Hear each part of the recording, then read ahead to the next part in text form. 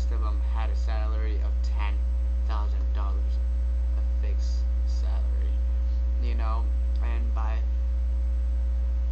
uh, this is the way Charlton basically made his fortune with this store, and just kept opening stores. He expanded west and north to Canada, so it was a great way, and he built his fortune this uh, on the 5 and 10 store.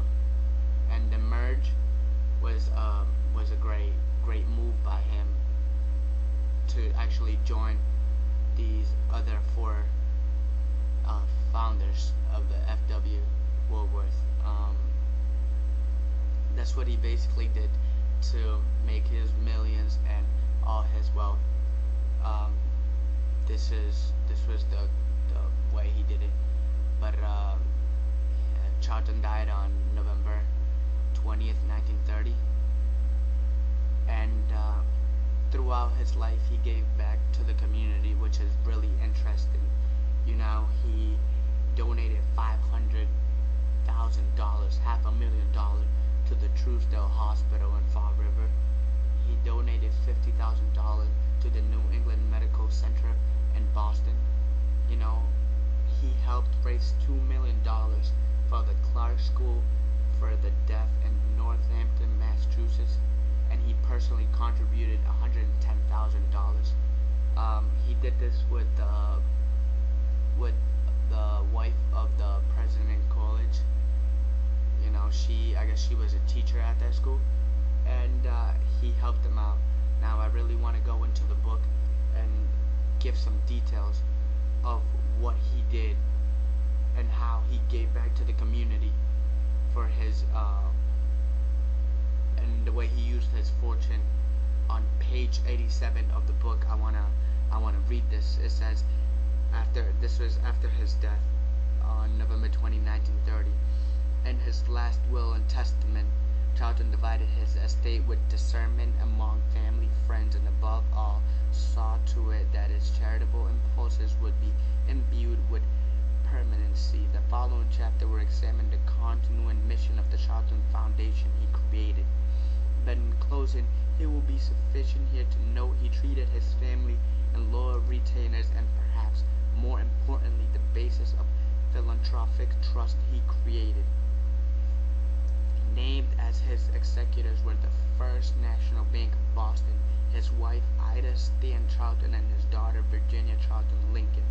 Ida was given outright all of his liquid assets as well as all of his domestic real estate. Each of his children were left the sum of $100,000, while his grandchildren each received $25,000, as did his secretary Mary A. Dune, his siblings John Howard Charlton and Mary Charlton Bardo, as well as his brother-in-law Dr. Ulysses Bean Steen, each received $25,000. 3 nieces and a nephew each received $10,000.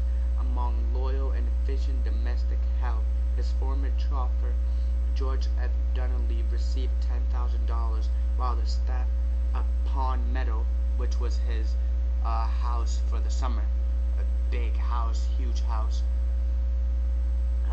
Anna McGillivray, Luz Carlson, Anna McDonald, Louis Perini, and George Cook were each granted $5,000. There were also several bequests of $1,000 to staff at the Quinquechin Club in Fall River. But the bulk of Earl Charlton's assets was otherwise divided into 2 sections, the Charlton Charity Trust and the Charlton Building Trust, and these consisted respectively of 10,000 shares of Woolworth Capital stock and parcels of land he had acquired in and around Fall River. Page 88. Of the Woolworth stock in the Charlton Charity Trust, a quarter value at not less than $500,000 was reserved for the Truesdale Hospital. The residue was to be dividended into 2 funds. The E.P. Charlton Fund, 1/3 of those income was to go for medical research, and medical fellowships and at Tufts University, while half of the remaining income was to be designated the Ida S. Charlton Fund and given to the Union Hospital of Fall River. So he put a lot of money into medicine and helping out hospitals and things like that. I'll continue. The Charlton Building Trust was to consist of all real estate holdings plus 20,000 shares of Woolworth stock, the income of which was reserved for Ida S. Charlton during her lifetime and after her death, divided between her 3 children. It was stipulated that in so far as feasible reinvestments, if any, were to be made in Woolworth stock. So Charlton's sweet success during his lifetime seems unique in 2 aspects. The first is that all his money was earned honorably and without hindrance to others, and the second, that his impulse to alleviate the suffering of others ran so deep. You know, he was willing to help people and give back to the community, which makes him a great entrepreneur. You know, of men like Andrew Carnegie, John D. Rockefeller, it might be said that they both possessed and gave away more money than Earl Charlton, but it cannot be claimed that they gave away more in proportion to their holdings than he, or that they had garnered their wealth and with honesty and sensitivity. Still other multimillionaires like John Jacob Astor, who hardly amassed all his money honorably, and indeed Frank Winfield Woolworth himself, who did, were relatively untouched by any charitable impulses at all. Perhaps herein lies the measure of Earl P. Charlton. His good fortune became the good fortune of humanity, and along the way there was no man who did not admire and respect, even love him.